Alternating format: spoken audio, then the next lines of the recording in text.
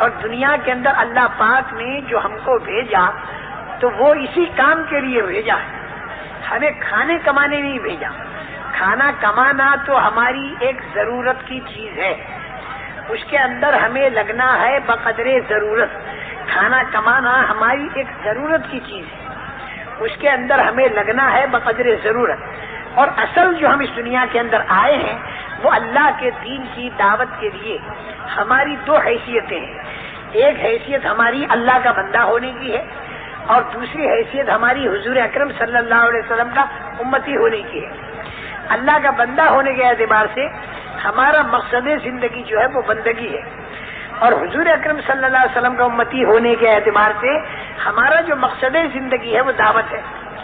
ایک طرف عبادت، ایک طرف دعوت، یہ دونوں ہمارے مقاصد زندگی میں سے ہیں۔ عبادت کے معنی تو اللہ کی بات کا